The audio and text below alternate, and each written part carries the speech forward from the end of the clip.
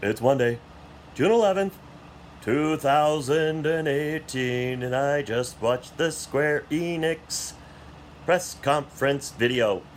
I don't know, it didn't look like a press conference to me. It looked like somebody put some clips together in a video and said, here, this is what we're doing in 2018, 2019. Here, enjoy this. Now, I'm gonna get this out of the way real quick because if you're, I know a lot of people that might watch this and they might sit there and go, I just want to hear about Final Fantasy VII. You and me both.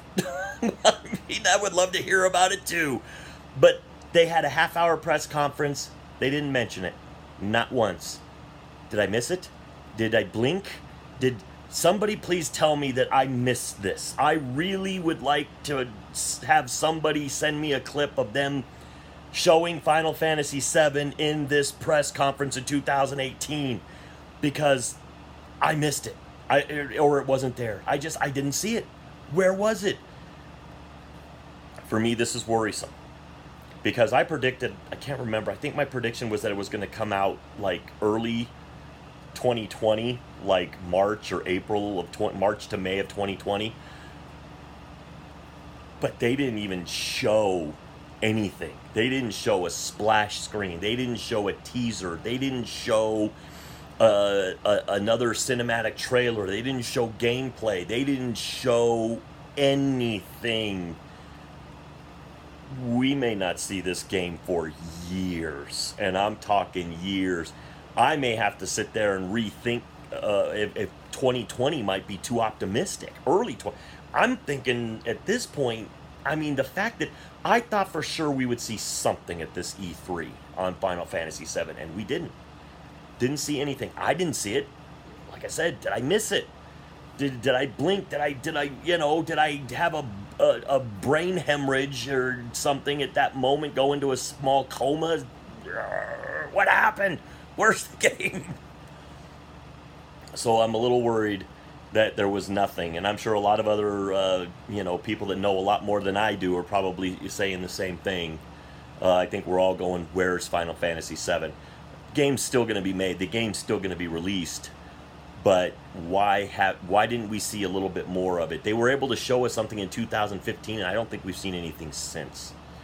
But instead of talking about the game they didn't show, let's talk about the ones they did. So Yosuke Matsuda, he came out, welcomed everybody to the video, I guess. Then they showed Shadows of the Tomb Raider. Game looks great. Looks like if you're a Tomb Raider fan, you're going to love this. It's more of the same, except it might be a little bit more brutal. I'll say this. If Lara Croft and Rambo were to go at it, Rambo's going to die very quick. I'm serious. This woman, they've made Lara Croft into the female Rambo, and she might be Rambo. Like, you know how there was the T800 or whatever Arnold Schwarzenegger was, and then there was the T1000, maybe it was the T600, and then there was the T1000, which was the more advanced. Lara Croft, it's like, I think Rambo would be like the T100, and Lara Croft is like the T100,000. She's just wicked. Just the stuff that she can do. I mean, there's the one part where she, like, shoots the dude with an arrow in, like, the head or something, or in the back, and then she jumps down. There's a rope attached to the arrow. She jumps down and uses her weight to pull this dude up over a tree. And as she's kind of going down and he's coming up, she grabs onto him, wraps the rope around his neck, and then basically hangs him there. And I'm going, oh my God, that's awesome. That may have happened in a movie that I've never seen, but that's the first. Holy smokes, it looked cool. Looked cool. That game's going to be awesome. We all know that. So then they went into Final Fantasy XIV Stormblood. Final Fantasy XIV is their MMORPG. I don't know a lot about that MMO. If I still played MMOs, this would be an MMO I'd play because it looks awesome. It really does. It's a great. It looks beautiful. It looks like it plays incredibly well, and people that play it say it's an amazing game. But I can't invest hundreds and hundreds of hours into that game. But if you like that game, Stormblood, and then there's an Under the Moonlight update that's coming out. Then they rolled into Monster Hunter World with Final Fantasy 14. So they're going to mix them together somehow. I don't know how. They didn't really say anything. They said it was going to come out in summer of 2018.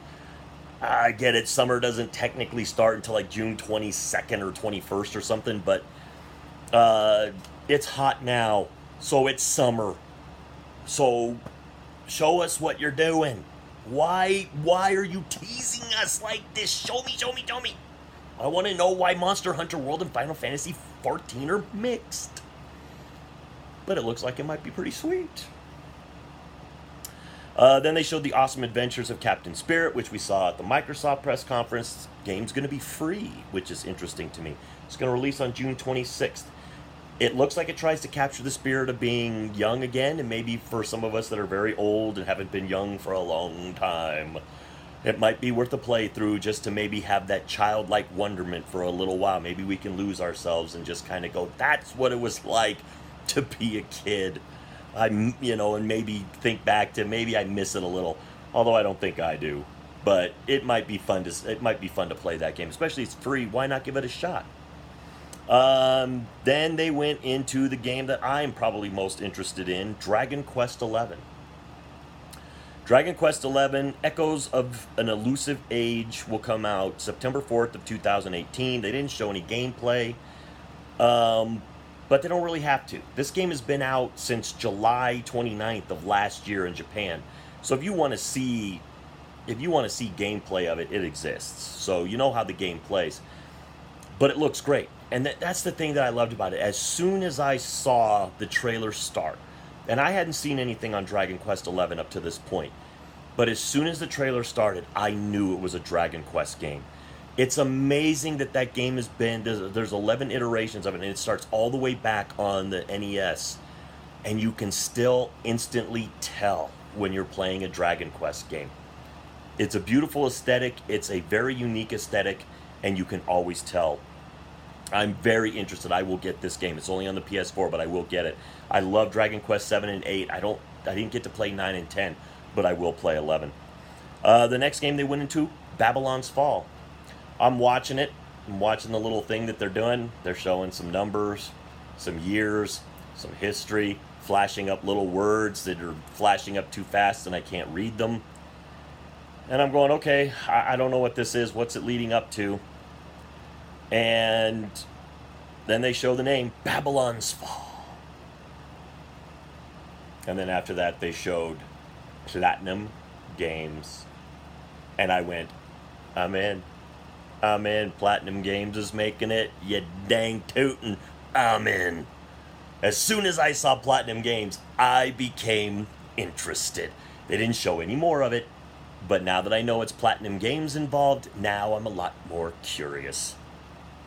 So that will come out 2019 on the PS4. Then they showed Nier Automata, the Xbox One version, Become as Gods edition, which is all the DLC from the PS4 version. It comes out June 26th of 2018. So if you're an Xbox fan, you always were curious, this is your chance, and it's going to have all the DLC. So it should be, it's a great game. I mean, it got tons of great reviews. I've played a little bit of it. It is a lot of fun. Just don't have a lot of time to sink into it. The next thing they showed was for the Switch. It was called Octopath Traveler. I don't know a lot about this. It's a very stylized little RPG. It comes out July 13th of this year. And it looks cool. It really does. I mean, it has a nice little aesthetic. Kind of looks like an old 16-bit RPG a little bit, and it has a nice little aesthetic, and I think it might be a game I'll be very interested. I'll keep a closer eye on it as July 13th gets closer. Then the next game they spent a lot of time with. We don't see any Final Fantasy VII, but we got to spend a lot of time with Just Cause 4. Now that game looks cool, and I'm going to tell you, it takes place in Salinas or Salinas. I can't remember. It was kind of garbled. You're going up against Gabriella, who is the leader of the Black Hand. They have done an overhaul on a bunch of stuff, and one of the big things they have in there, and this is one of the things they really pointed to, was extreme weather. You get tornadoes, you get blizzards, you get lightning strikes, you get some pretty brutal stuff that'll change how the world basically rolls around. They even, I think, have one part where a tornado was like ripping through a bridge, and it looks cool. I mean, Avalanche does a great job of making these destructible environments, and every game they just get better at it. The vehicles are getting an overhaul, so the handling should be a little bit better. There's more of the vehicles. They've got bulldozers in there, car transporters, cranes, and this one that I really loved, wrecking balls. Wrecking balls in a game where you're already trying to destroy the freaking town. Now you can put a giant, heavy iron ball at the end of a string and knock things down with it. I'm in. When can I play? I want to play now. Oh, wait, December 4th. I got to wait till December 4th. But I'm going to play then. And I'm going to knock something down with a... I'm going to knock something down with a bulldozer or with the wrecking ball. I'm going to see if I can't make it spin around and hit an airplane or a helicopter or something. That might be fun. They also said they're going to have jet skis, microjets, and then they overhauled the grapple system. They made it more intuitive for newcomers to the game, and they said it's a lot more customizable for those who are experienced with it. So they said there's a lot more grapples, a lot more options. They have something called airlifters, and then of course they have the rockets. So you can actually take things like vehicles. It's almost kind of like the balloons that you can use in Metal Gear Solid 5, where you would hook it to something that would take it to your base. Well, this is almost kind of the same premise. You can put these balloons on and then these rockets, and it'll rocket it over to where you want it. That's what it looked like. I don't know if that's exactly what it does, but it looked kind of cool. But December 12th, that game will come out. Then they showed a little bit trailer. There was a guy walking down. It looked like it was live action. And there's a young man that's walking down an alley, and he's coming up to kind of a bad neighborhood or an alley in a bad place, and they go, wrong address. You know, they basically say, wrong address, man.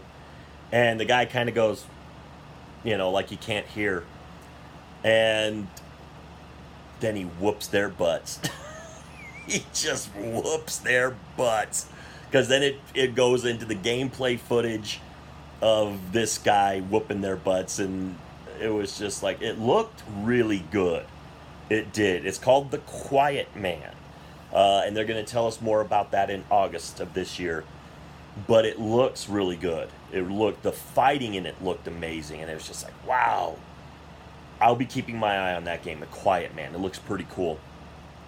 And then they finished up with Kingdom Hearts 3, which was the same trailer we basically saw at the Xbox One press conference, or the Microsoft press conference.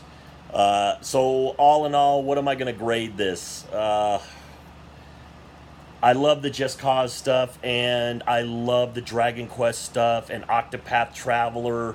And I know I'm gonna get blasted for this because I'm gonna get told that it's like I'm giving this way too high of a grade. But I'm gonna give it a C-. I'm gonna give it the same grade I gave EA, only because no Final Fantasy VII. No, I'm gonna up it. I'm gonna give it a C. Because I'm excited about The Quiet Man. I'm excited about Kingdom Hearts 3. I'm excited about Just Cause 4, Octopath Traveler, Babylon's Fall has got my attention, Dragon Quest 11 has got my attention. I get it. They didn't show a whole lot of really, super neat stuff or new stuff, and a lot of stuff we already knew about. But there is right there like 5 or 6 games that I want. So I'm going to give it a C because of no Final Fantasy VII, because I was really thinking we were going to see that. But I'm not going to grade it below a C because there are some games I'm legitimately looking forward to. But the presentation was kind of blah. It was just a long video is all it was. It was basically a long Square Enix trailer. So for all that, I will say they get a C. A lot of games I'm excited for, boring presentation. But, I still can find a lot of good, so I know I'm going to get blasted because people are going to go, no, it sucked. If you can find some good in it, enjoy the good. And with all that being said, to the troops, past, present, and future, thanks for the freedom.